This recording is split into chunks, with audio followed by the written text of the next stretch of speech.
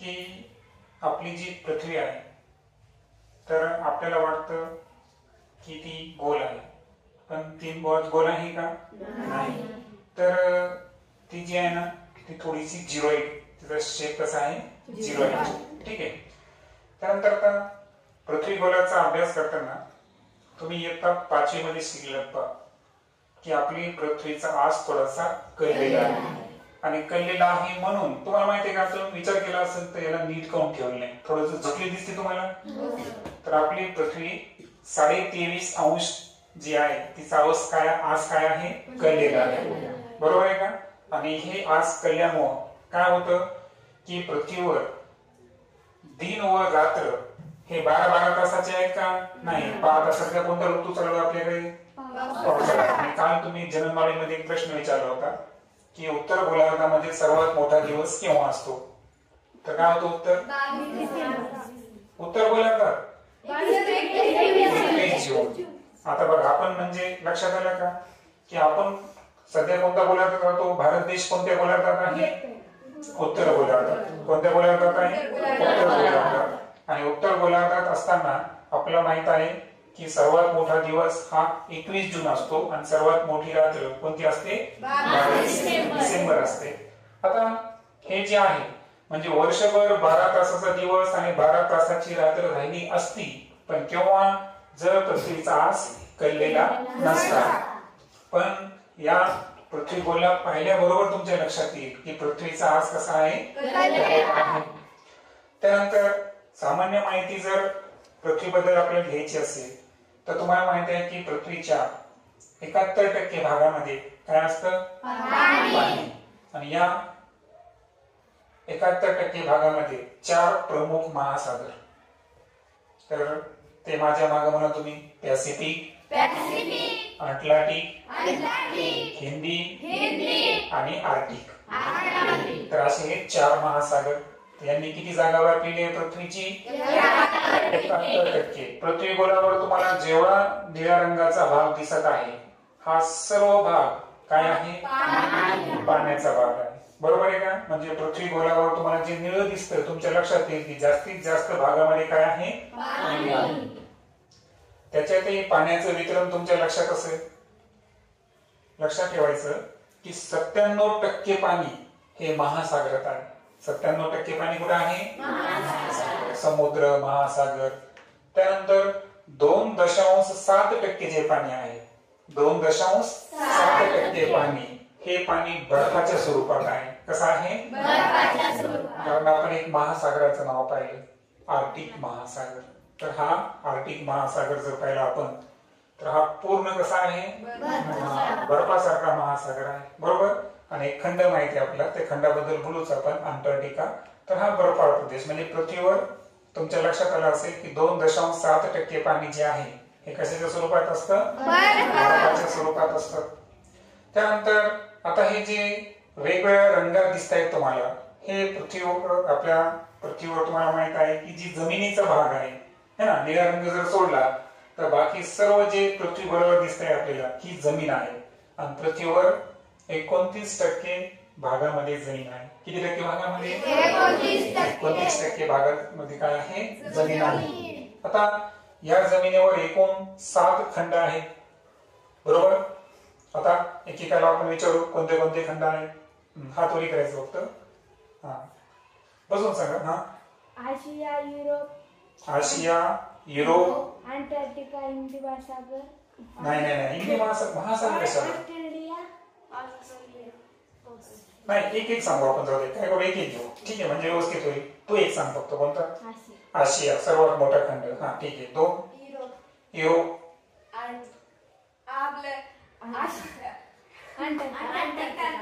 Antarctica. Okay, 3 झाले. 4 Australia, उत्तर America,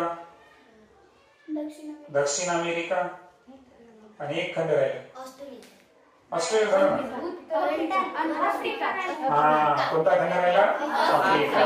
तर म्हणा आशिया, युरोप, दक्षिण अमेरिका, उत्तर अमेरिका, ऑस्ट्रेलिया, आफ्रिका, अंटार्क्टिका, असे एकूण किती खंड झाले आता? 7 खंड झाले. ओके, आता हे 7 खंड झाले. त्याच्यापैकी आपला जो भारत देश आहे हा कोणत्या खंडामध्ये येतो? आशिया खंडामध्ये येतो. आणि तुम्ही इथं जर वरती पाहिलं तर आता याला तर आपल्याला थोडस गुलाबी रंगामध्ये थोड्या वेळ मी तुम्हाला प्रत्येकाला निरीक्षण करायला लावणार आहे. ठीक आहे, तर इथं तुम्ही पाहू शकता आपला काय आहे? भारत देश. ओके, आता पृथ्वी गोलाबद्दल काही माहिती आपल्याला महत्वाची आहे ते आपण थोडस समजून घेऊ, जी की विज्ञानामध्ये सुद्धा काम येणार आहे आपल्याला. ठीक आहे, पृथ्वी गोलावर जे वरचं टोक आहे ना त्याला म्हणायचं उत्तर ध्रुव. काय म्हणायचं?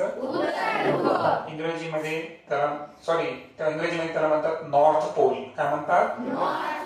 कारण पहा, नकाशाचा एक नियम आहे. नकाशात वरची दिशा ही नेहमी कोणती असते? उत्तर. बरोबर.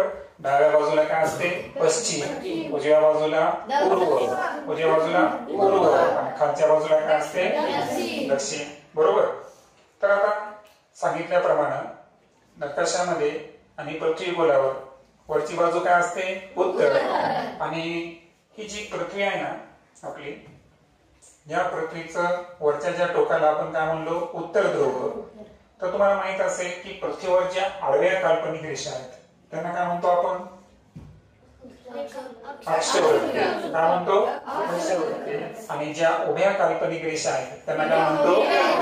रेखावृत्त. बरोबर.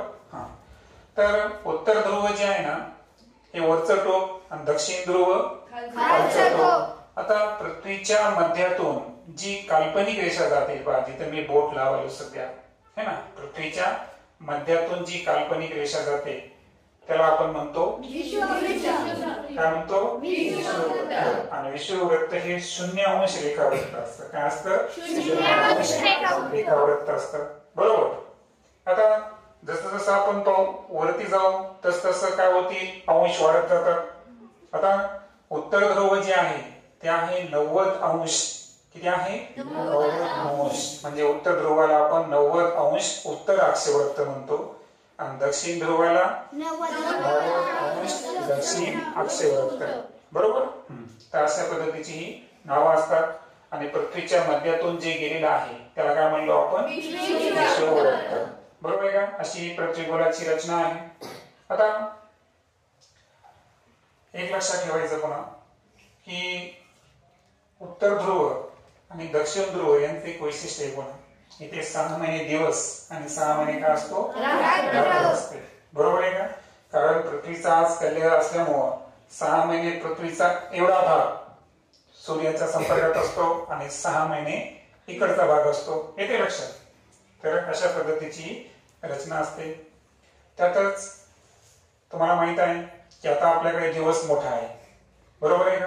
हा, मग दिवस मोठा आहे याचा अर्थ सध्या आपल्या जो भारत देश किंवा आपण उत्तर गोलार्धामध्ये पहा, तुम्हाला हा पृथ्वीचे 2 गोलार्ध आहेत पुन्हा अक्षवृत्तामुळे पृथ्वीचे पहा, विषुववृत्ताच्या वरचा भाग आहे ना अर्धा गोल, त्याला म्हणायचं उत्तर गोलार्ध. काय म्हणायचं?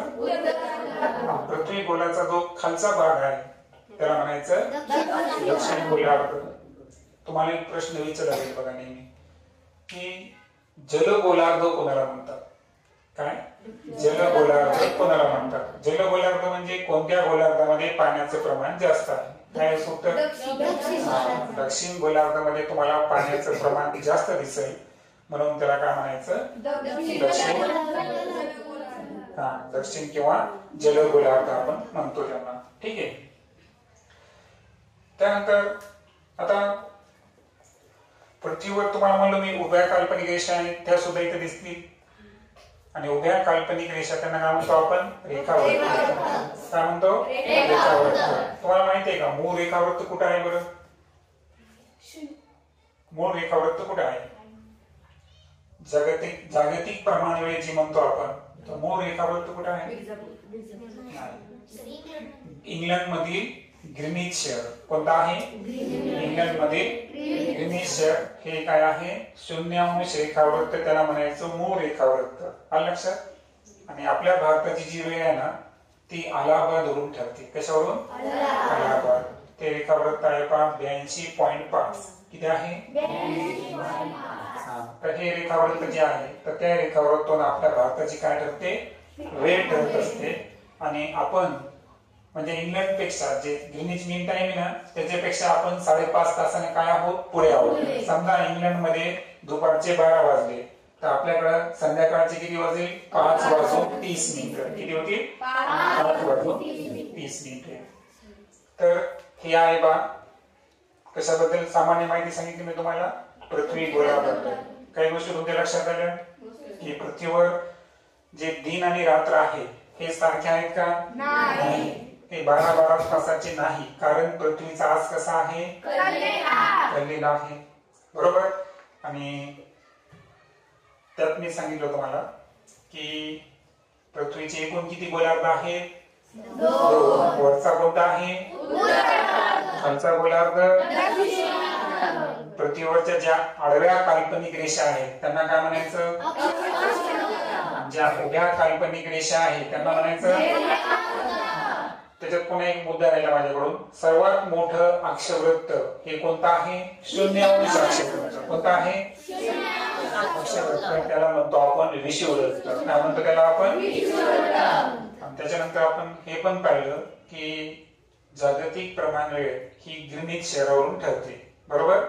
आणि भारताची जी प्रमाण वेळ आहे ती कोणत्या शहरावरून ठरते? अलाहाबाद. आणि अलाहाबादचं रेखावृत्त जर पाहिलं आपण तर ते आहे 82.5. हे आहे 82.5. अशी माहिती आहे.